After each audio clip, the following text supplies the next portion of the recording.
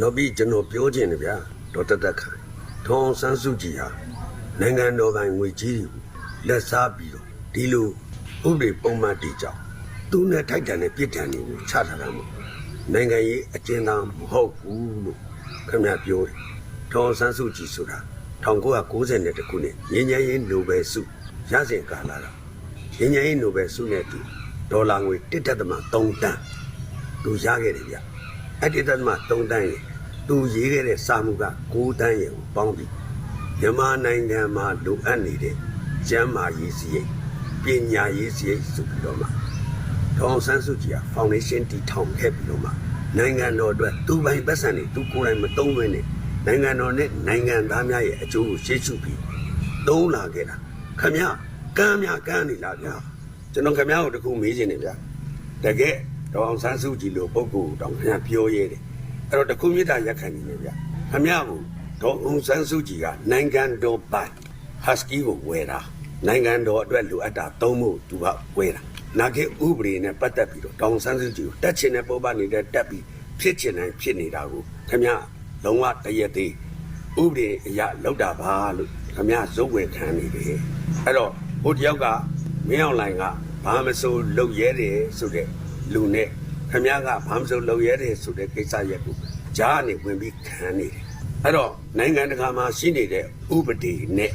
မြန်မာနိုင်ငံရဲ့ဥပဒေကိုရှင်းကြည့်နိုင်ငံတကာကတကယ်သတ်မှတ်ထားတဲ့ဥပဒေဆိုတာကလူတိုင်းနိုင်ငံတိုင်းကလေးစားရတကယ်ဥပဒေအစ်စ်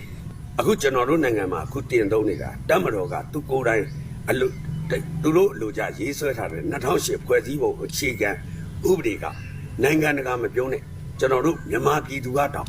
လက်မခံဘူးဟုတ်တယ်အဲ့လိုလက်မခံနိုင်တဲ့ဥပဒေအတုကိုခင်ဗျာသိကြိုက်ခင်ဗျာကနေချင်းကြီးအတုလည်းမသိဘူးအစ်စ်လည်းမသိဘူးဖြစ်နေခင်ဗျာတစ်သက်လုံးတက်ရှင်နေတယ်မြကာလပါလို့အစ်စ်ကိုမရှာနိုင်တော့ဘူးလားအတူကိုပဲခင်ဗျာနှစ်သက်တာထိတယ်ကွာခင်ဗျာအဲ့ဒီလူတွေဖြစ်လာအောင်လို့ခင်ဗျာကိုဘယ်သူမှများတုံတင်ခဲ့လဲဘလို့ဆုံးမခဲ့လဲ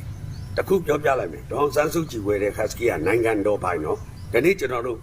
မန္တလေးမှာလောက်သွားတယ်ငလျင်ကြောက်ရလာတဲ့ဘတ်ဂျက်တွေနဲ့ကိုယ်ပိုင်လေရင်ဝယ်စီးတဲ့ဦးမင်းအွန်လိုင်းကိုခင်ဗျာဒေါအောင်ဆန်းစုကြည်ပြောတယ်လို့ခင်ဗျာပြောရဲရင်ခင်ဗျာကိုကျွန်တော်ထိုင်ကြတော့လိုက်အဲ့တော့ခင်ဗျာနာမည်ခံထားတာကပြည်သူပါတီလို့ခံထားတယ်တကယ်တော့ခင်ဗျားဟာပြည်သူပါတီမဟုတ်ဘူးပြည်သူချင်းဘက်ပါတီတနည်းအားဖြင့်ပြောရမယ်တော့ဆိုရင်တော့ခင်ဗျားပါတီကပေါက်ကရ80တွေနဲ့စုဆောင်းထားတယ်ဘဲပင်ပေါက်အဲ့ဒီဘဲပင်ပေါက်ပါတီနဲ့တိုင်းပြည်ကိုကမောက်ကမလုပ်တဲ့လူတွေပေါင်းပြီးတော့ခင်ဗျားမဟုတ်ကျေးဇူးရှိသူတွေလည်းစော်ကားပြည်သူကိုလည်းစော်ကားပြီးကိုယက်တီချက်ကိုမှန်ကန်ယက်တီနိုင်တာမပြောဘဲနဲ့ရွေးကောက်ပွဲမှာ